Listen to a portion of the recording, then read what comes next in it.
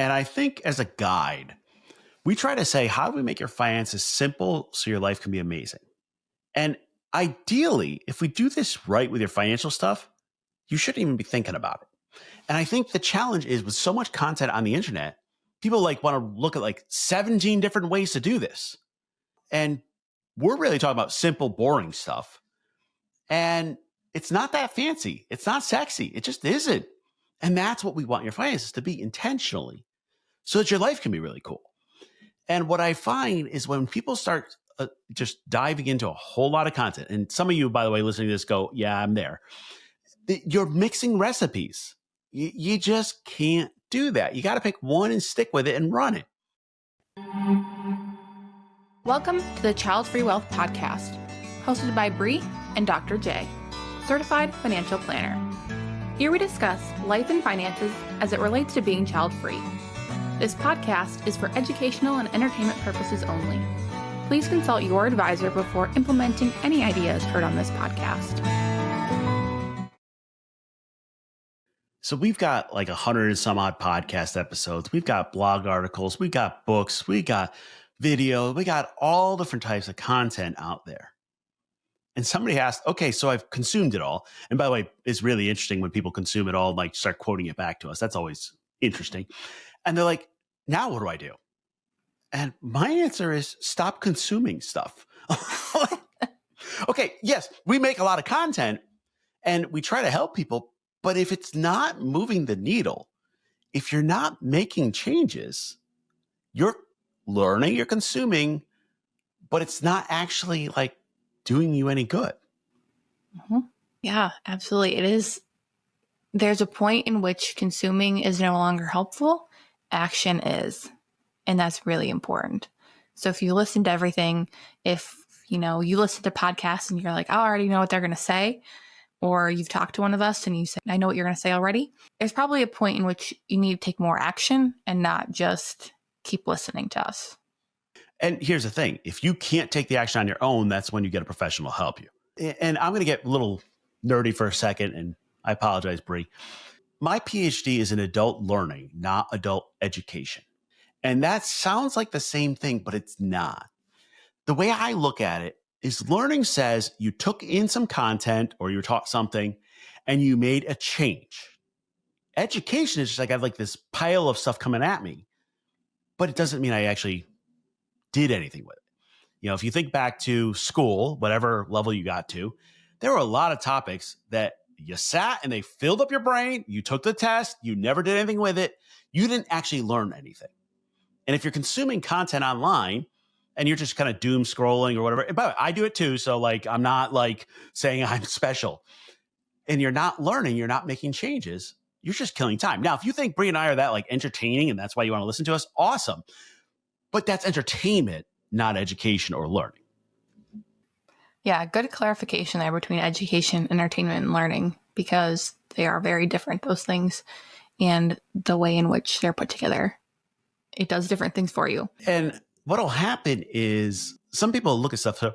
So I put out my book recently, Childfree Guide to Life and Money, and people are like, yeah, a lot of these concepts are in the book Die with Zero. I'm like, yeah, I even put it in the book. I'm like, this book is as if you took the book Die with Zero, Simple Path to Wealth, and put a child-free flavor on. Like, I truly admit that. Like, there's very little in finance that is unique. Now, I will say the concept of child-free financial planning itself is unique. I mean, it didn't exist before we started doing it, but it still takes the same principles and just shuffles them and picks and chooses which one. But there is a point where, like, if you're just listening to every episode of whatever your favorite influencer is on finance, okay, cool, if that's entertainment. But is that the best usage of your time? And do you enjoy it? Like, or would you rather just like enjoy, like, I don't know, a lot of people like the murder podcast or whatever those are, true crime. That's the top downloaded, like true crime is the way to get ahead in podcasts. There comes a point where you can actually have too much information. Absolutely. Too much information can be not helpful. I mean, I find that in myself too. And this is our job. Sometimes it's just, we need to step away. We are all subscribed to one particular learning company, and they send out a heck of a lot of emails, and all of their posts are, 4,000 words is minimum? 4,000 words minimum, yep. Yep. And my goodness, are they good and are they knowledgeable? But man, do I need to just stop reading at a certain point because it is not helpful anymore. Yeah. And I think part of the challenge is you need advice or information that matches where you are today. Going back to my adult learning stuff, I'm going to get to nerd out on adult learning a bunch today. This is fun. The general rule is adults learn what they want to learn when they want to learn it. And when do we want to learn it? Is right when we need it. Hey, I just got an inheritance. What do I do with it? Hey, I just got my 401k set up. How do I invest it? I'm trying to get out of debt. What do I do? Like, there are specific things you need at specific times. And what happens is the way our brain actually works is we can only handle so much. And we can really only handle like 1 or 2 changes a month. When we meet with our clients, we meet on a monthly basis. And really, we try to focus on 1 or 2 changes. That's it. If you're like, oh, my finances have been a mess forever, cool. They're going to be a mess for a while. Like, we're going to fix 1 or 2 things at a time. And we're going to try to tackle the most important things, because the most important things are the things you want to learn about. That's the issue. Bree and I go to all these CEs and all that. If I don't have a client that's interested in that topic or that I'm going to use it for, it kind of, I go there. I have to get certain hours of continuing education, but that's education, not learning. Like, I can't use it. And I think the challenge is, if you listen to our podcast, reading our content, there's a lot of stuff that like I got to come back to. So if you're just getting out of debt, then talking about investing in long-term care and how do you pay for it, like, you don't have the money to do it. So just, you can't. I break it into kind of the 2 phases of the rent and ramen phase, when you're barely making enough money to make ends meet. And then the rest of your life, there are different content you need at different times. And the goal is to get you just enough content to make the change when you need it. Hey, Childfree Wealth listeners, it's Bree. I highly encourage you to schedule a Childfree Wealth checkup. During this time, you're going to get a couple of forms to fill out that include your life and financial plan. We'll review them, and then we're going to have a meeting and go through them with you. We're going to give you some advice and things to work on, and talk through things to make your finances simpler so your life can be amazing. You can schedule yours by going to our website, childfreewealth.com, and clicking the Schedule Now button. Yeah, because if you can take and apply it, you're going to understand that a lot easier. You're going to be able to make true changes, which you were so right. Getting out of debt, investing is not going to be super helpful at that point. And it just kind of goes by the wayside and is forgotten about. And when we're talking with clients and we meet with people, if you've listened to us before, then hey, and you've met with us, we're kind of telling you, like, we do checkups. Those are our first steps. And that's when we meet with everybody. I don't tell everybody to sign up after that, frankly, because not everybody's at a place where they need that. I'll tell people if they need ongoing services, or if I think they're good doing the academy, or if, hey, join the academy and just pick up some hours as they need us. And we tend to tailor it very specifically to that individual and what we see and how we can kind of see play out. Because we've seen plenty of clients and what their circumstances are. It's very rare does a client come to us and we go, oh, we haven't seen something like this before. Yeah, you're right. And I think I've tracked it, and people will either sign up to work with us after a checkup, kind of in the first week or 2 after, or I'll see them about a year later. And I tried to figure out why. This is the researcher in me. And the answer is they just weren't ready. You have to be ready. And sometimes that can hurt us. So for example, I often try, and this doesn't matter where you are in the financial cycle, but try to get people to make a plan for their parents. Great. If you don't, mom's going to slip and fall and break her hip, and then you're going to have to.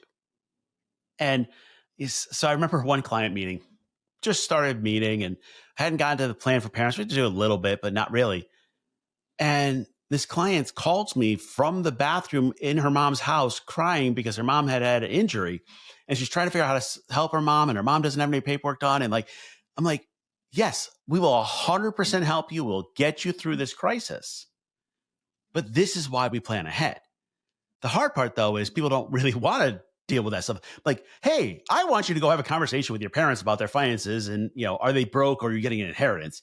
That just does not sound like a fun conversation, but you need to have it a lot earlier. And I think that's the hard part. When I look at coaching, my job is to balance between patting you on the back, say you did something good, and kicking in the butt and saying, move.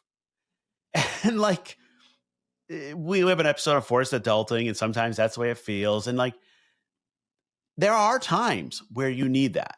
Now, if you're just consuming content, I can't kick you from here. Like, I can't. Yeah, that is very true. And I think everybody listening to this needs to have an honest conversation with themselves of, are they making the progress they want to make in the time they want to make, or do they need some accountability? And do you need somebody else to help you with that? Because we could all use that conversation. Frankly, I probably wouldn't be as far as I am in my financial planning journey if it wasn't for Jay and some of the things he said to me, which felt like he definitely should not have been saying them to me when we first met, because I was like, you hardly know me. That's normal. And even coaches have coaches, and like, we all have people that we count on. I think we have people they'll ask us like, why am I going to pay you a bunch of money? Because let's be real, our service is not cheap. And the checkup, which is our first step, what that does is it identifies your areas that are working, the problem areas, what you can do alone, and what you need some help with. And what we're hoping is that if you identify the areas like, here's what's working, here's what's not, you focus in on, I need to fix these one or two things. Now, what really happens is some people take that checkup and they do awesome and they get everything done. And some people need a little bit of help. And when I say a little bit of help, what I tend to find is people need more help on the behavioral side, the life planning side, the side that's like encouraging them, pushing them, getting them to go through the tough stuff. Sometimes we're like cheerleaders. Sometimes we're like the principal yelling, like whatever that is. And I think it's because we can know that we have a problem, but then it's like, yeah, am I actually going to fix it? So here's one of the tests for you all. If you have a financial issue that's been hanging around for a year and you have not made improvements, you need help. I don't even know what the issue is. I can't even, if it's been a year and you have not made any improvements, you need help. Now, where that help comes from, who's the best to help you, that's a different question, but you're not making progress. If, on the other hand, you're consuming all this content, you're doing well, you kind of just have to work it through, now you need to listen to the episode on the boring middle, but just let it go. You're making the progress you want to make? Cool. I will caution, you don't know what you don't know. This is the unknown unknowns. And that's where the checkup comes in of like, here are the things I didn't think about. Estate planning, really common. I'm like, do you have this paperwork done? They're like, no, blah, blah. Okay, let's get that done. Because they're focused on their investments or whatever else. And I think what happens is if you're making good progress, the challenge is, are you making the right progress? So we have a lot of folks that are following like a fire pathway. They're really set on these numbers. They know their 4% rule. They know and I'm like, that doesn't fit you as a child-free person. Or even worse, they get to their number and they're like, now what do I do?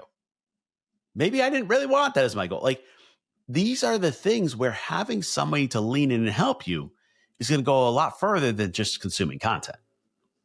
Yeah, absolutely. And the unknown unknowns and having that person to lean in is super important, because there are many times that I'll meet with somebody and bring up different things, because if you haven't walked it, you really haven't seen it. You're just not going to even think that's a question to ask. And that's something that we can do really well because we see it from so many different angles and so many different people is, hey, these are other questions to ask and things to consider and things you might not have thought about before, because I've had that with multiple cases. Oh, what do I do about this or this? And it's like, most of those times, those questions people are asking, they're not an issue. It's the things that they're not asking that are the real issue they need help with. Yeah, you're right on. And I think as a guide, we try to say, how do we make your finances simple so your life can be amazing? And ideally, if we do this right with your financial stuff, you shouldn't even be thinking about it. And I think the challenge is with so much content on the internet, people like want to look at like 17 different ways to do this. And we're really talking about simple, boring stuff. And it's not that fancy. It's not sexy. It just isn't. And that's what we want your finances to be intentionally, so that your life can be really cool. And what I find is when people start just diving into a whole lot of content. And some of you, by the way, listening to this go, yeah, I'm there. You're mixing recipes. You just can't do that. You got to pick one and stick with it and run it. If you tried one budget app for a month and gave up, you didn't give it a real shot. You have to run the plan out and see where it goes. It's the same thing with investments. They're like, well, I just saw this new stock or this new crypto or whatever. I'm losing my mind. There's like, we are at the fart coin level now. By the way, that actually is a cryptocurrency. I do not recommend. Like, what? You're buying fart coin? Like, huh? Well, somebody online said it's going to be the next Bitcoin. Okay, stop. Like, you're mixing recipes, you're mixing plans, you're mixing things that aren't necessarily compatible. And doing more does not necessarily mean you're doing better or you're getting more done. Mm-hmm. Yeah. There's a lot of work that can be done, and it's just busy work. And I think we've all felt that before and seen that, but people forget about that. It can be so true when it comes to finances. And if you're not getting a lot done, or even if you feel like you're getting a lot done, I think it's important to have the honest conversation of, is this truly getting me towards my goal? Or is it just making me feel like I'm getting somewhere? Because heck, I can go out to the gym and do a ton of different lifts and not put a lot of weight on the barbell, and cool, it feels like I'm doing work, but I'm not really doing anything to help me get towards my goal in any sort of meaningful progress. So that's very important to have those conversations, thought processes. Sometimes we'll push clients for goals faster than they think they can get there, because we've done enough of this where we've played out these goals and seen it's like, make these little tweaks and you can get there faster than you even thought you could. Yeah. And part of that is the glorification of being busy. If I'm just doing activity on my finances, I'm obviously doing the right thing. No, and what I find is, and it's kind of like a version of doom scrolling. They're just listening to a lot of podcasts. I'm keeping informed on finances. Maybe I'm watching like CNBC, so I feel like I know something about the market, blah, blah. Cool. And then I'll pull it apart. And what I'll find out is they're actually got their head in the sand and they're avoiding another issue. I don't know what it is, but they're like, but I'm doing all this activity. Like, I'm doing all this stuff with my finances. I'm like, cool. You do realize, you're out there bailing out the boat. You haven't plugged the hole. Like, you have not addressed the real issue. Like, for example, in couples, I'll see people go, well, I'm good at my finances, but she or he, on the other hand. And I'm like, well, then let's have the hard conversation about doing finances together. By the way, good area for a third person to come in of like, let me poke at it. That's where it's like, yes, you could be doing great, but if your partner is not, you might still be sinking. This is the old school, you're rearranging the deck chairs on the Titanic, still going down, but you feel like you're doing a lot. Hey, Childfree Wealth listeners, it's Bree. If you haven't already signed up for our newsletter, be sure to get on it, where each week we send out information regarding what's going on in the world of child-free life and finances. You can sign up by finding the link in our description. Yeah, that is so true. Well, I'm doing great, but my partner's not. Well, okay, how are you guys doing together? Have we considered that? Are we on the same page? Are we not on the same page? Whatever option you choose and whatever plan you choose is fine, but you have to be consciously aware of that. And so many people we find are not consciously aware of that. They're just kind of like, well, we're just living. We're just going with the motions. And that's not a conscious decision. That is undecision. So here's how this actually works. Going back to some neuroscience and some fun adult learning stuff, because why not? And really the first stage it's called unconscious incompetence. You don't know what you don't know. Like, I think I'm doing okay, but I don't even have a clue. Now, in that stage, that's where, there was a study we did, the folks out of Michigan, and we did a study. We haven't published it yet, but I'm going to have fun with this anyway. They looked at the question of, do you know your net worth? So that's the first question. And they found about half the folks did not. Well, what they then asked was, do you feel comfortable about your retirement plan? And what they found was half of the people who don't know their net worth feel comfortable with their plan. And I'm like, how? Like, how do you, like, you don't even know what the number is. Never, like, but I feel good about it. Like, so that's unconscious incompetence. The next step is called conscious incompetence, where you're like, oh, I need to fix this stuff.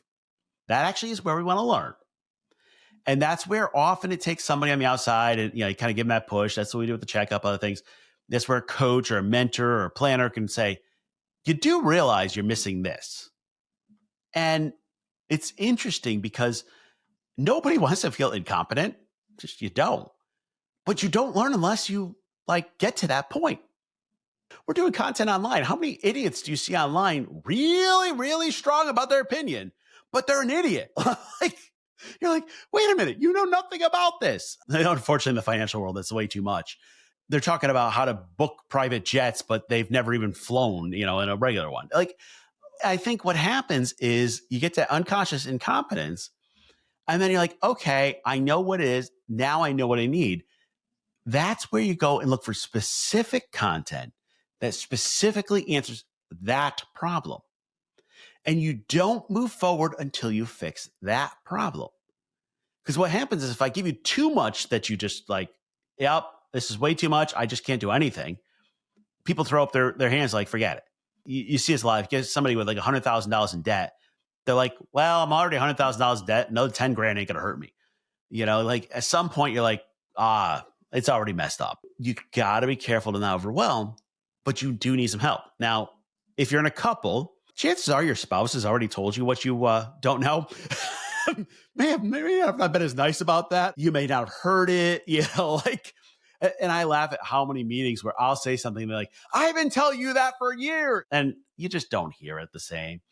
If you're a soloist, this is one of the risks that you don't have somebody speaking into your life to go, hey, you do realize you have a big issue over here. And you have to have that level of trust. You have to have that level of respect for somebody to be able to do that, because that's where the learning occurs. Or another big one with soloists too is I find often is parents are telling, it feels like it happens, I think, about every soloist I meet, is their parents will be telling them this or that. And then it's causing them to not live the life that they want to live. And also, have people stay in jobs that they are miserable in and in tears in during our meetings. I'm like, you don't need to be staying there. You're doing just fine. We can go out. Your parents are not living the same life that you are. But if you don't have anybody else to talk to about that, that has become such a default thing and default person to go talk to about these issues when your parents are living completely different lives than you. Yeah. And if you keep in that job, you will get a awakening at some point. I don't know what it is. Interestingly enough, a lot of folks I've worked with, the best awakening they've gotten is getting laid off from that job or fired or something. I didn't realize how much I hate that job until I'm gone. I wouldn't have quit, but it's really nice that I'm not there anymore. The other one that happens is something physically happens. How many people, because of stress, have strokes or heart attacks or other major medical issues because of their job? These are the types of things. And I will tell you, I can do a podcast on You Should Quit Your Job. We do. It's one of our top downloaded podcasts. It doesn't have the same impact unless it's specific advice to you. Because you already know you're supposed to quit your job 5 years ago. You always know that. But how do I actually do it? How do I get the confidence to do it? That's where having somebody speak into your life doesn't always have to be a professional. Yeah, I'm a certified financial planner. I'd love you to work with us. But I think at the same time, just a friend that you trust that understands the life you're living to give advice is big. And this is, Bree's right. Look, if you're past 25, I hate to say it, but your parents probably shouldn't be telling you what to do. Yeah. I don't know if that's a real cutoff, but that's kind of I'm feeling old and crotchety today. And that's probably where I would cut it off. That's fair. I think that's a good cut off too. Yeah, I think the balancing act is the advice you're getting, the content you're getting is not specific to you. It's generic. What I say on this podcast is different than what I will say to clients. Now, the principles stay the same, but I'm looking at their specific situation. I'm saying, look, for you in this place in your life, in this situation, here's the advice you need. And the challenge is, so I'm pretty good at learning on my own. Like I built the skill. I consume a lot of content, read books and podcasts and all that. I don't always know what I need to work on. That's why I require feedback from colleagues, from coaches, from Bree. She tells me what to do, that's for sure. Like these are That's the true. these are the areas you need to work on. And then that shows you that, hey, that unconscious incompetence all of a sudden pops up. And I think the challenge is you need specific advice when you need it, how you need it, and it needs to fit you. And you're not going to get it from podcasts. I love the podcast. I love social media, like content that we make. I don't love social media in general. That's a different question. Okay. Like right now I'm hating on the haters, but I'm even saying turn us off if you're not ready for it. Pick up when you're ready. If you enjoyed the show, please consider leaving a rating or review. We'd love to keep the conversation going. Please let us know your thoughts wherever comments are available or email us at media@childfreewealth.com. To stay up to date, find and follow Childfree Wealth on social media. If you're interested in working with us, learn more by visiting our website, childfreewealth.com. We'll see you next time.